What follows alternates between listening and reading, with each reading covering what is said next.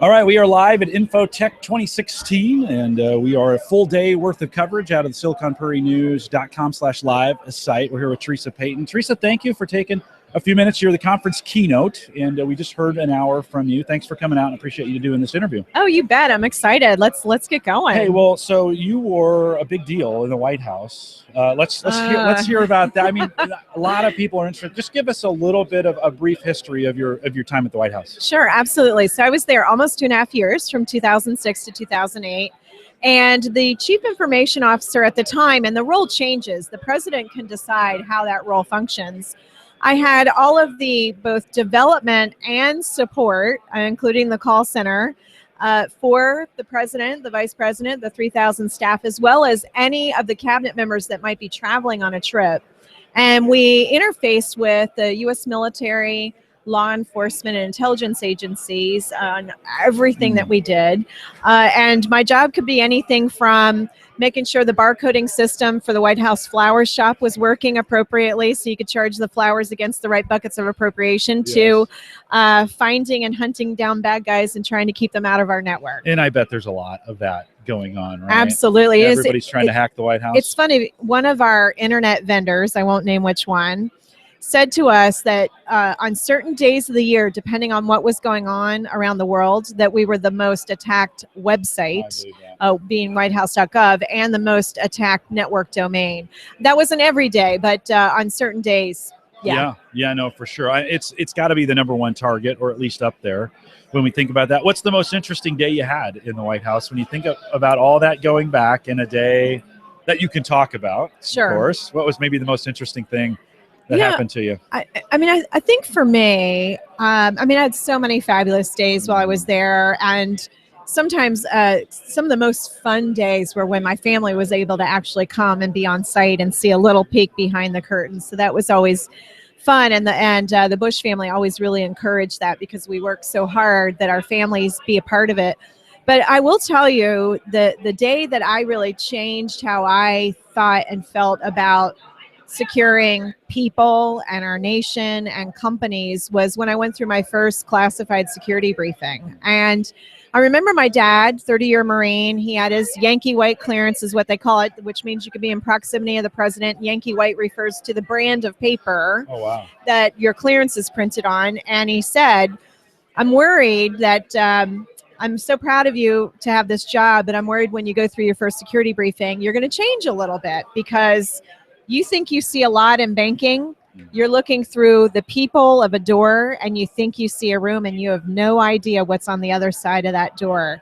And I remember going through that briefing and learning how sophisticated and relentless our adversary was at attacking us. And that's, once I got over the nausea of that enormity, I thought, okay, I'm being called. I'm being called to protect people and organizations and our government and our allies. And this is what I'll do the rest of my working career. Yeah, it's a real deal, right? I mean, when we think about the real imminent danger and some of those things, so we have other organizations or countries that have unlimited or semi-unlimited resources going after. So it's a big job from that standpoint. And I'm sure it was a challenge every day that you were out there. Let's get some current events as we think about. Let me ask you that everybody, you mentioned it in the keynote, but the Apple FBI deal with that. And you had an interesting take, especially around when we think, when we think about just the doors, the privacy versus security, right, on that. Can you talk a little bit about how you would approach this Sure. And I thought it was a very thoughtful question, and it kicked off our Q&A session, and it's a challenging one, and there's a few nuances, and I'll be really brief about those nuances. And the first is, I am a firm believer that you can't have a winner and a loser with privacy and security. It doesn't work. And the first reason why it doesn't work is we're a democracy and a republic, and you and I both have to be able to feel that in the privacy of our own homes or cars or wherever we are, that we can speak up and we can have freedom of speech. And if we feel like we're being surveilled, democracy dies that day. So the privacy of our speech is so important, and the ability to say what we want freely is what makes us an amazing country. On the other side, though, and in the past, in the name of reaching, being able to respond to a court order, In the past, technology companies created a back door, side door, open window, whatever you want to call it. And we all know that's not architecturally sound. We know that is a bad deal for everybody because you can't keep the bad guys out of the door open just for the good guys. What we need is something new and something different. And I believe this country, who is always at the forefront of innovation, if we get into a room, people who understand privacy and are advocates for privacy, and the technology companies and law enforcement, and create a new design, something we have not designed before, that we can find a way to protect your and my privacy, but in the event of a crisis or to respond to a court order, we can find a way to provide some information, whether it's metadata or some information, but it has to be done in such a way that it's a different design than what we've had before. Yeah, it's rethinking, re-architecting the way we do data. It really is. It doesn't exist in any form. Do you see any example out there today where it is kind of working? Well, I mean, in the banking industry, for example, we did not have the option to say, I'm not going to respond to your court order because I didn't collect the data. Right. But at the same time, we didn't snoop on our customers. Right. So what we have to do, and same thing with hospitals. If they're under HIPAA, but if they are compelled under a court order to produce medical records, they have to. Yeah. And there's procedures and protocols for that. So what I think we have to do is really understand how can we, and again, I'm not going to try and design for Silicon Valley, but I used to be on innovation and design side, so it's hard for me to hold back, but it's sort of how can we, in the moment that you and I have communications, protect, encrypt, and make it private, but yet have some design that says if one of us breaks the law or are connected to people that break the law, that through a court process with protocols and procedures, how is there a way on a case-by-case basis with expiring protocols, with expiring access, to be able to make that information available? And I know we can find the right design, but we cannot sacrifice privacy in the name of security. Right. No, you mentioned hospitals in that sentence, and there's a new example of a hospital, maybe we won't name it at this point, but who was attacked, compromised, taken over, and now is being held for ransom. That's a new, I won't say that's new, but certainly that's becoming a very popular way, right? You mentioned Bitcoin is now being the way they're paying the ransom. For organizations where this is happening, I mean, what's the advice?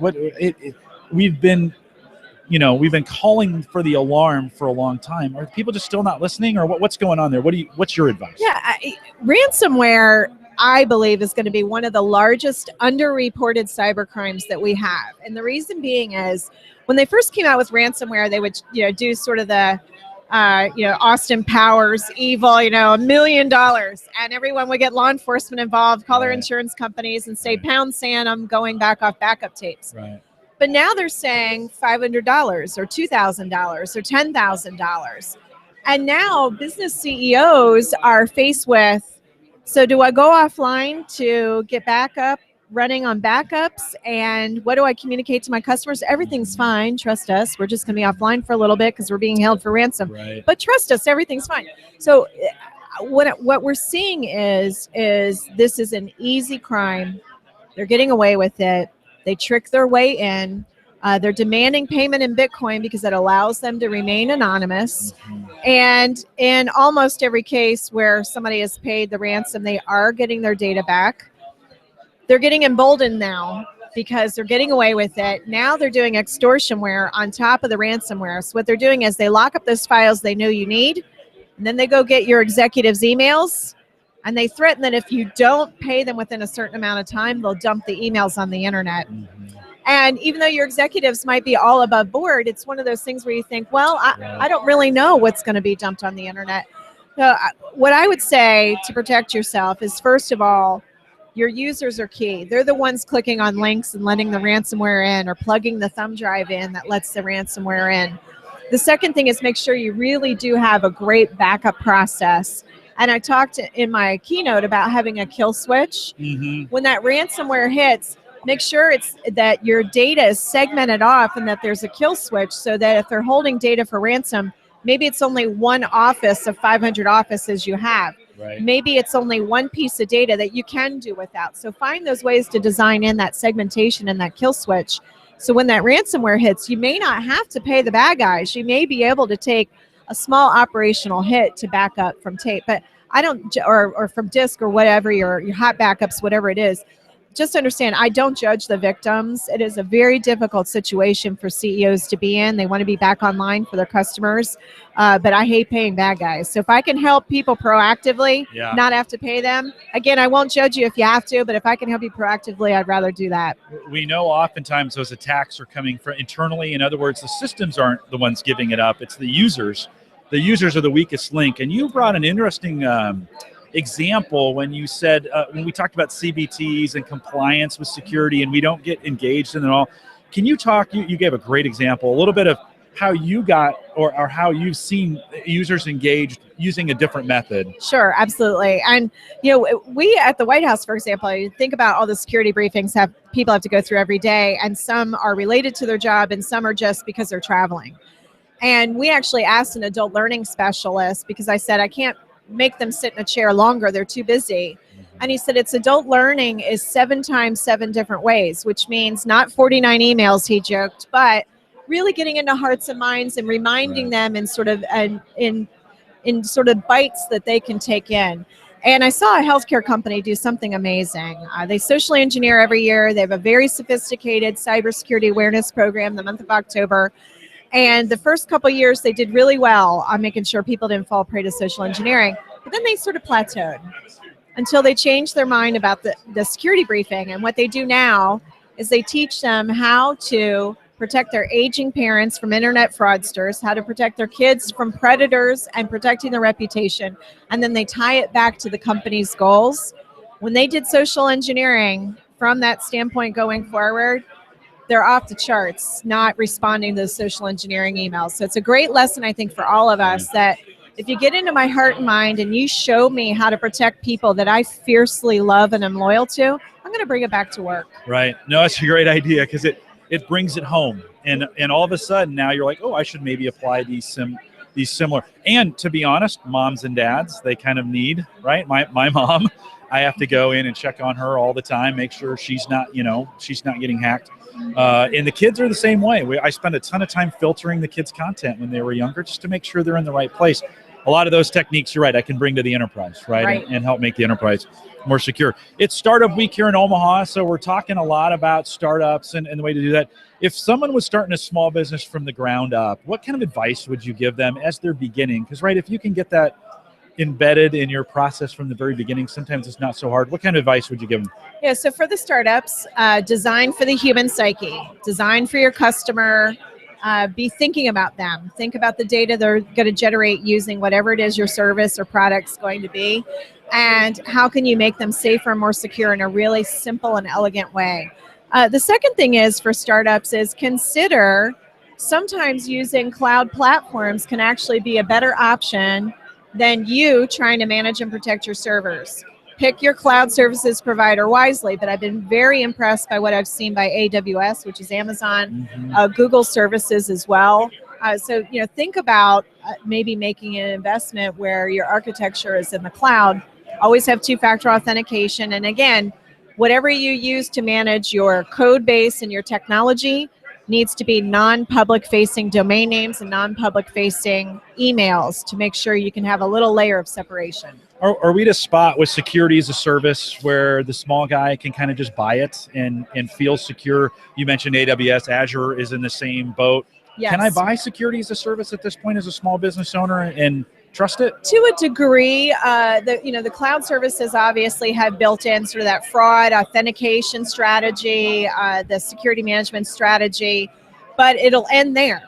So the moment you download the data to the laptop, the thumb drive, or if somebody's not taking care of their credentials and they haven't turned on 2-factor authentication, that armor, if you will, around you fades there. So we have to do next is say, well, what are the other things that I can do? And you can look for partners. Security as a service still is pretty expensive, in my opinion, and hard to know what you really need. So that for a startup could be challenging. But the good news is probably locally, and I know we do too, we take on X amount of startup clients every month. And we've got a streamlined process for small to medium-sized businesses where they can do, there's a lot of out-of-the-box things that they can do. It's almost like going to a Lowe's or Home Depot, right? So it's kind of a do-it-yourself, but we make it pretty simple.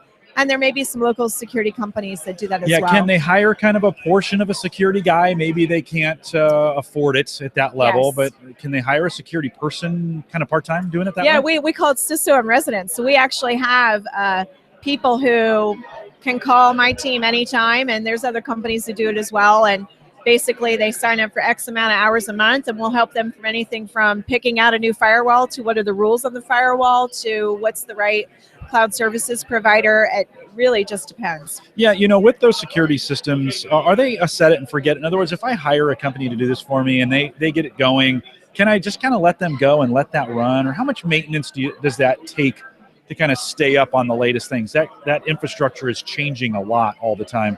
What's your recommendations around with a small business? How often do they kind of need to stay on top of that? I mean, it's a team sport. Your security provider is not going to do a good job if they're not talking to you on a regular basis. You need to be at least a monthly checkpoint. Here's what's new. Here's what we're doing. Here's different countries we're going to be operating in. Here's these new clients we took on. Oh, we're doing a big marketing campaign.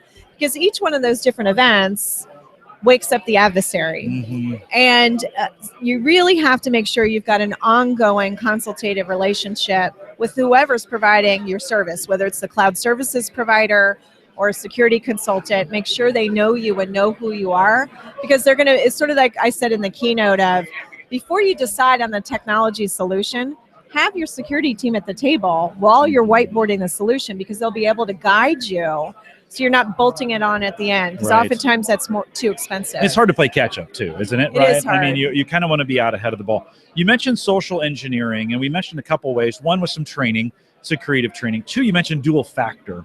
When we think of other ways, because if the user's the weakest link, any other recommendations when we think about the user to keep the user sharp? Because they're going to, if they're letting that information in, how do we stop that from happening? Protocols. So, for example, a protocol we have in our company is if I send an attachment to somebody but they weren't expecting it, they'll on our Slack channel, we use Slack for collaboration, say, were you sending me an attachment? Should I open it? Where did it come from? Mm-hmm. The second thing can be using a free tool like Virus Total Scan, and you can check out links or attachments there. So training your staff, before you open an attachment, before you visit a website, just pop it in here. It answers you in about 15 seconds. And it goes against over 50 different databases of known bad viruses and malware. It's not going to catch everything, but that can be a great way. And it sensitizes people. And if you do it in the standpoint of, tell your kids to do this, tell your aging parents to do this, then they're going to do it at work too. So you mentioned Slack from that standpoint, and if I have an infection and I move that into Slack, and it does that not just infect everybody else who tries to access that, or are they doing some things to prevent that from happening? Yeah, Slack has their own. They've got two-factor authentication, their own, and Google does a good job too. So, for example, we actually received a zip file that was infected. And Google had blocked it, but we wanted to see kind of how it was going to behave. And I was trying to get it over to the lab, and neither Google nor Slack would let me send it to anybody. So it was just stuck there. They had locked it up tight. They had tight. locked it up tight. And I'm like, wait, but I want this for the lab. But that can be one of those things. What we do is we'll use Slack to just say, did you mean to send me that email? Right. And we also have protocols for when you send attachments and when you don't, and links, and that can be a great way, at least intra-company, not to infect each other, and then have a protocol for things that come in. So, for example, we have people apply for jobs all the time. I assume every PDF I get, even if you're a nice person, is booby-trapped with something I don't want. Yeah. And so that's where you want to use some of those tools. You want to, before you open it, you want to detach it or put it in view-only mode on like a Google Drive, and that can be a great way to add another layer of protection. Yeah. You know, email's obviously broken, right? And we've slapped layer upon layer upon layer of security on email. Slack comes along, services like Slack are coming along to kind of break that. Is that the future? When you think about messaging and security and secure messaging, is the Slack model the future? Do you think, I mean, it's still, I don't think it's completely taken off or everybody's willing to make that jump onto that kind, but how do you see that? Is that the new form of messaging? It's interesting. We have some clients who don't want to email at all. They just don't want to do it. It creates a record. It's cumbersome. They just don't really want to do it. And we actually have some clients, we communicate with them on an encrypted, secure, dedicated Slack channel. That's what they want. But in some cases, I think Slack can be incredibly helpful. And there are going to be other products just like it. They've got competitors right now as well. Yeah, for sure. And what I agree with you. I think email is an old construct. We use it because a lot of our clients do, and that's what they're comfortable with. But for internal collaboration, we stay off email. We just don't see it as it's almost too cluttered. So what we've said is most clients, that's going to be where emails are. So that is a certain priority. And then your teammates are going to be over here in Slack, and that has another priority. Yeah, no, for sure. Last question for you. What are you excited when you look to the future? What are you excited about in this area of security? What's coming, or what future technologies do we not have yet that you're excited about and really kind of motivates you to keep going? First of all, and there were high school and college students here, and the future is so bright when I talk to the next generation of security leaders that'll be coming up behind the ranks when it's time for me to retire. And that to me is really exciting to see these creative and bright minds choosing this field, highly motivated to catch the bad guys and not let them in to begin with. I think that on the technology side, what excites me is the possibilities of the Internet of Things and big data actually being our defense mechanisms.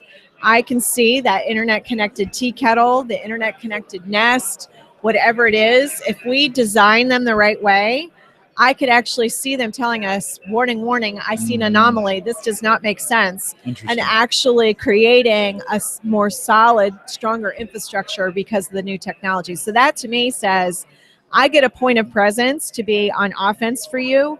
Every single computer chip that's out there on these Internet of Things devices. That to me is really exciting. Great. No, it is exciting. And I always say I can't wait for Jarvis to get here from, and then he turned into a character. It was all ruined at that point. But I do think the connected home that creates a mesh in that's a non-physical mesh, but it could create a mesh of security for us, looking for those anomalies. I think we also have to secure them as well. Oh, right? The Internet of Things is a super, it can be just as dangerous as it is helpful for us as well. Theresa, thanks for coming to Omaha. Thanks for speaking here at Infotec. Great having you. And remind, if you're watching live, this video will stop, but we're doing videos all day here at Infotec. So head out to siliconprairienews.com/live, and we'll be here all day. Thanks for listening.